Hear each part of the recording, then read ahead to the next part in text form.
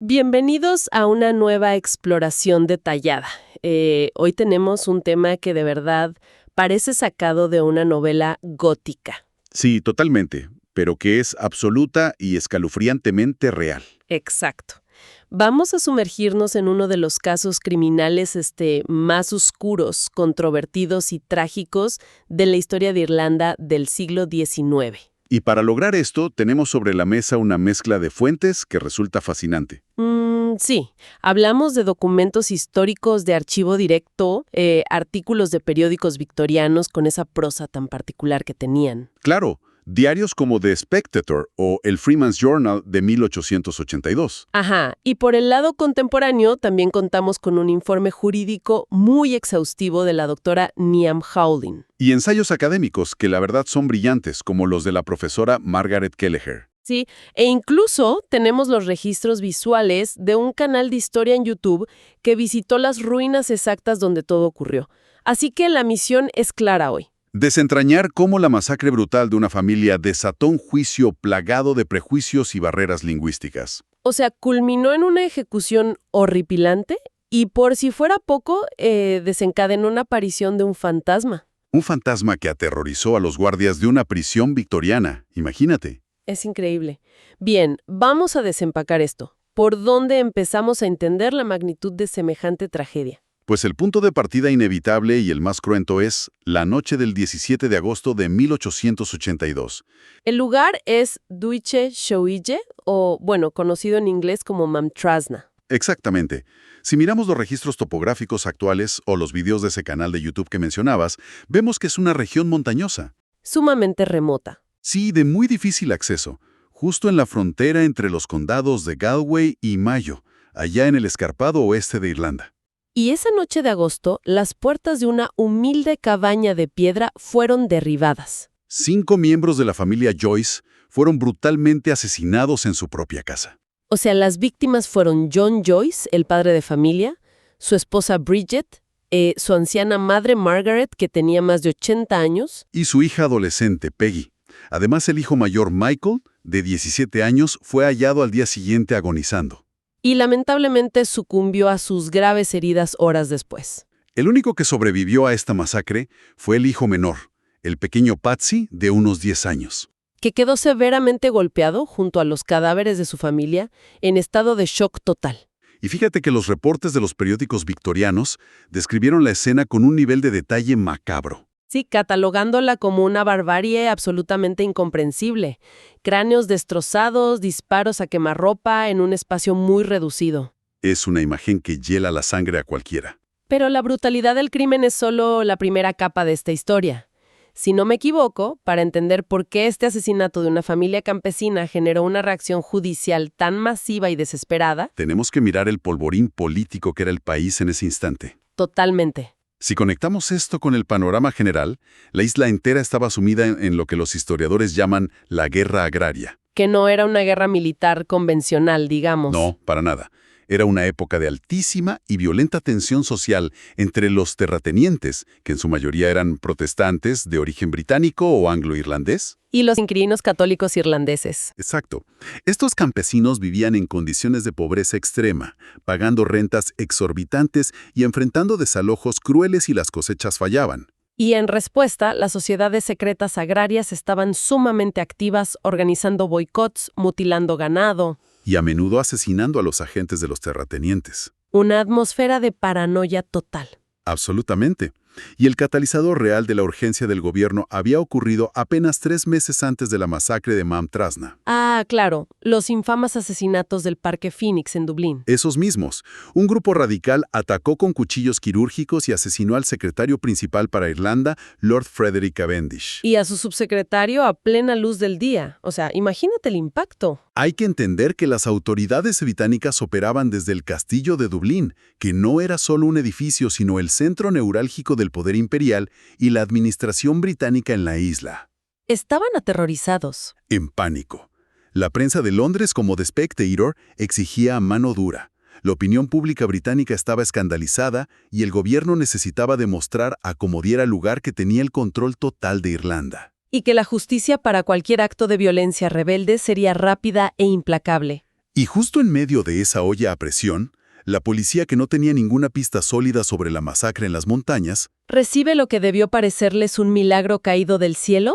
aparecen unos informantes. Pero espera un momento, porque en esa cultura presentarse como informante voluntario a la policía no era prácticamente firmar tu propia sentencia de muerte a manos de las sociedades secretas. Lo era.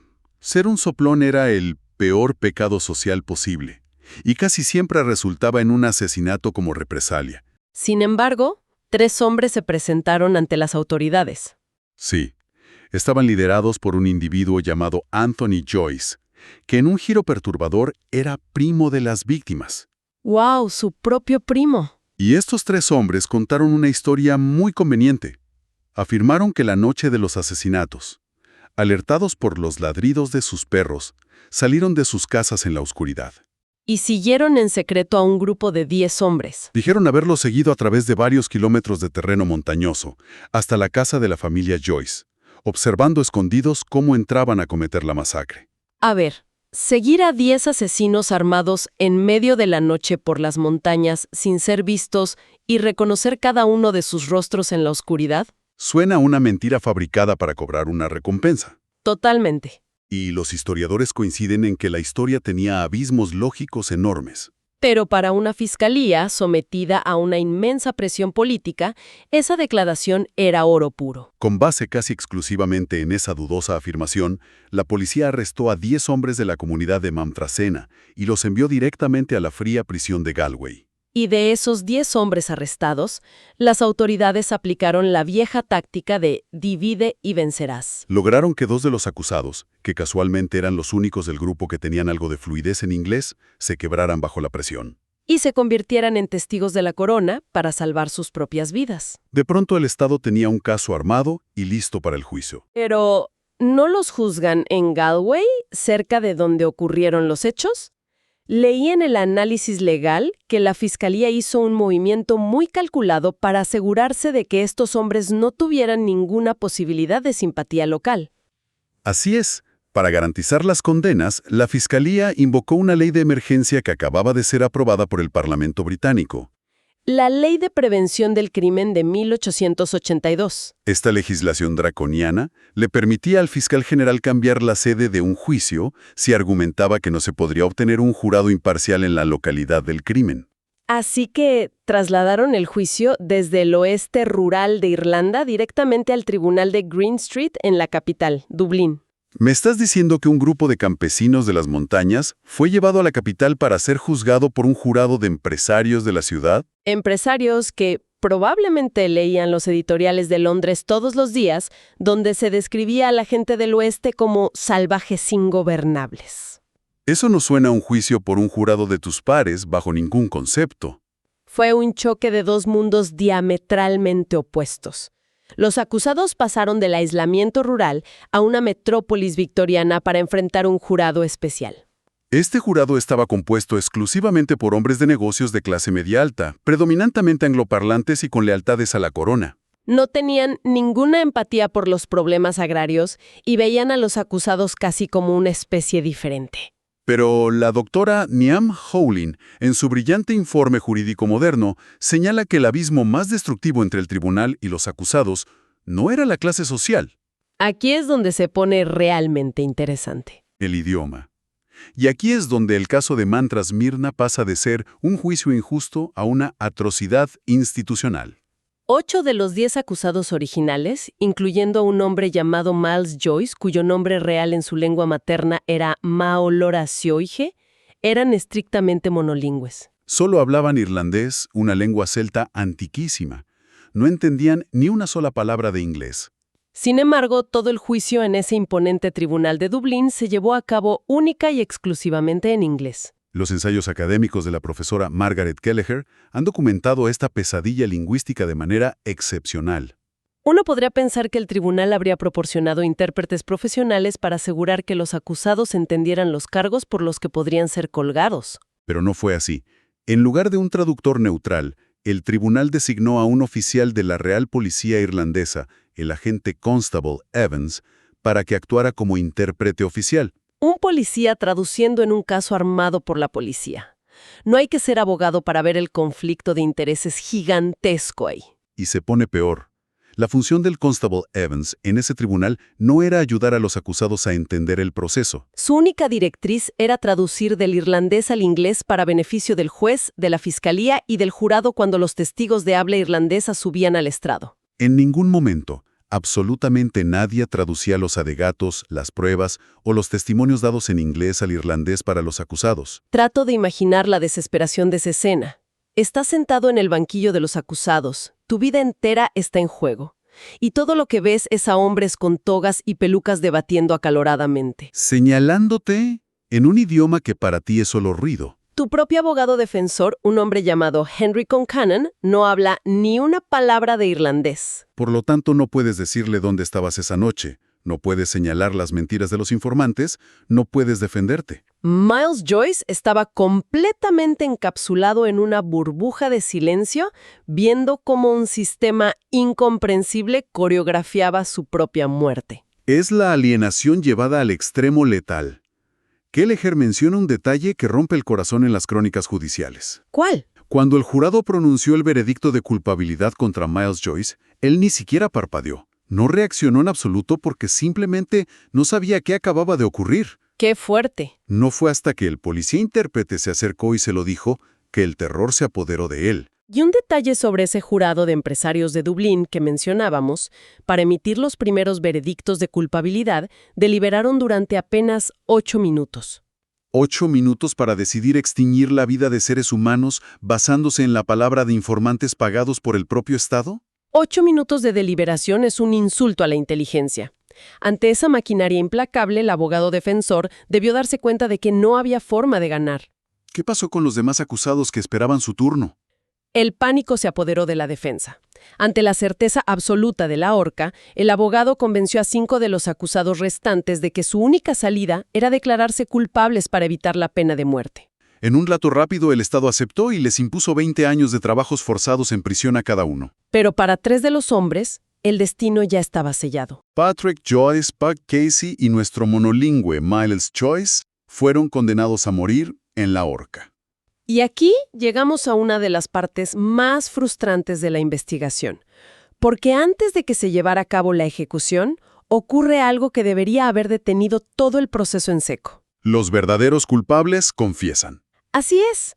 Días antes de la fecha programada para las ejecuciones en diciembre, Patrick Joyce y Pat Casey, sabiendo que no había salvación terrenal para ellos, solicitaron ver al capellán de la prisión y al gobernador. En declaraciones formales y separadas, ambos hombres confesaron su propia culpabilidad. Admitieron haber participado en la masacre de la familia Joyce. Pero en esas mismas declaraciones de sus últimos días, afirmaron de manera categórica y jurada que Miles Joyce no estaba allí. Declararon que Miles era total y absolutamente inocente del crimen. Y por si las confesiones de los verdaderos asesinos no fueran suficientes, los archivos muestran que la esposa de Miles, Bridget, le escribió una carta desesperada al Lordsteniente, el Earl Spencer. El máximo representante político de la corona en Irlanda en ese momento Le rogaba que investigara, afirmando que su esposo nunca había salido de la cama esa noche, preguntando cómo la justicia británica podía asesinar a un hombre inocente y dejar una viuda y 5 hijos en la miseria basándose en mentiras compradas. y el gobierno simplemente ignoró esta montaña de dudas razonables. La ignoró por completo.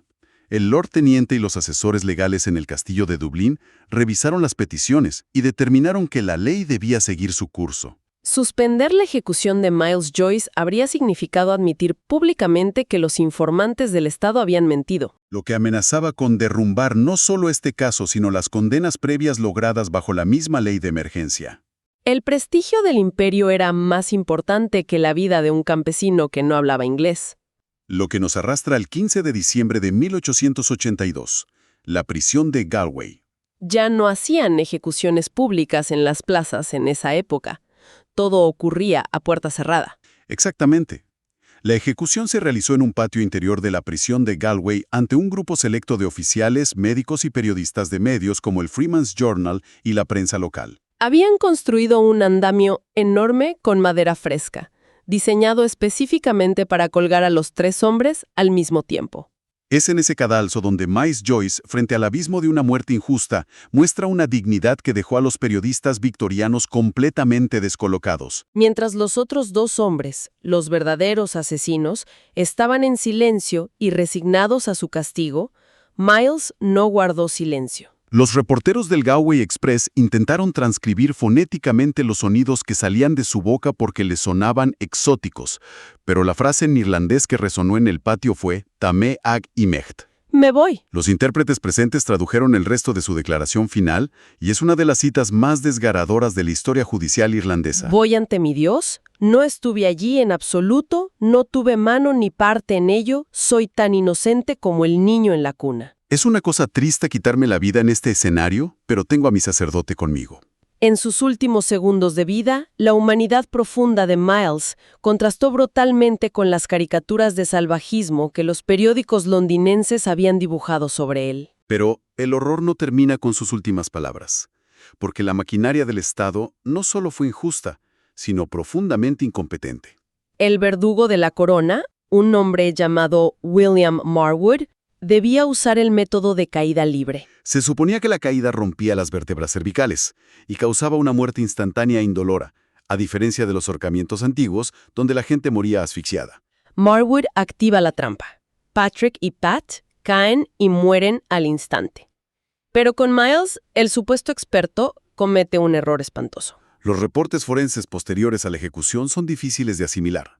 Al parecer, como Miles seguía hablando y moviéndose para proclamar su inocencia, la soga se desajustó. Cuando la trampilla se abrió y cayó, la cuerda se enredó severamente en su brazo y muñeca izquierda. El impacto no le rompió el cuello. El Dr. Rice, uno de los médicos oficiales, testificó que Miles quedó colgando consciente y muriendo lentamente por estrangulación mecánica. Así que el gobierno británico contrata a un experto que aparentemente no sabe cómo atar una soga correctamente, y los testigos tienen que presenciar una carnicería. Los archivos relatan que Marwood, maldiciendo, bajó al foso debajo del andamio, jadeando y pateando el cuerpo mientras intentaba desenredar la cuerda del brazo de Miles para que el nudo finalmente le apretara la garganta. El médico dijo que Miles siguió respirando pesadamente durante varios minutos. Y luego, para coronar la infamia, los informes oficiales de la burocracia victoriana insinuaron que el trabajo chapucero fue culpa de la propia víctima por moverse demasiado. La burocracia victoriana en su máximo esplendor de cinismo. Ciarlo en la corte, lo masacran físicamente en el andamio y luego redactan un reporte eximiendo al Estado de toda responsabilidad moral. Pero la energía oscura de tanta injusticia acumulada no se disipó simplemente porque enterraron los cuerpos en cal viva dentro de los muros de la prisión. Aquí es donde la historia da un giro hacia lo inexplicable. En los documentos de archivo aparece algo que parece ficción, un pánico total entre los guardias. Pidiendo traslados apenas un mes después de la ejecución, ¿qué fue exactamente lo que pasó en esa cárcel? Lo que pasó quedó registrado en un panfleto impreso en Dublín en 1883, titulado Reporte completo de la aparición del fantasma de Miles Joyce en la cárcel de Galway. Este panfleto recopilaba despachos formales enviados al Freeman's Journal el 11 de enero de 1883, apenas semanas después del ahorcamiento. Según los informes, 2 soldados que hacían la guardia nocturna en el sombrío recinto de la prisión fueron confrontados por una figura espectral alta y pálida. No fue un simple destello en la oscuridad. Los reportes detallan que la aparición se acercó lo suficiente a los centinelas como para tocar físicamente sus rifles antes de desvanecerse en el aire helado.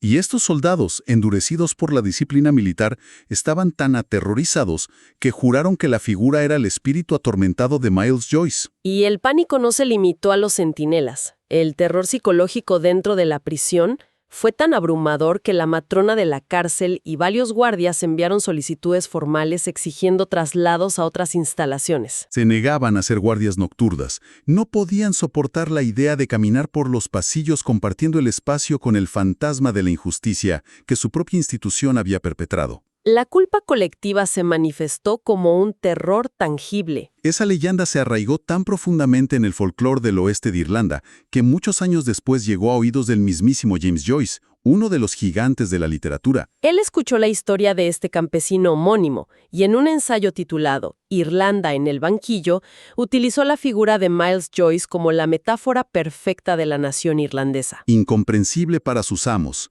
amordazada, juzgada en un idioma extranjero y ejecutada sin piedad. Es una imagen literaria devastadora nacida de una tragedia muy real. Esto plantea una pregunta importante. ¿Cómo rectifica la historia un error de esta proporción? Finalmente, en abril de 2018, la historia moderna intentó ajustar cuentas, basándose en la innegable evidencia histórica y en el meticuloso trabajo jurídico de expertos como la doctora Niamh Howling.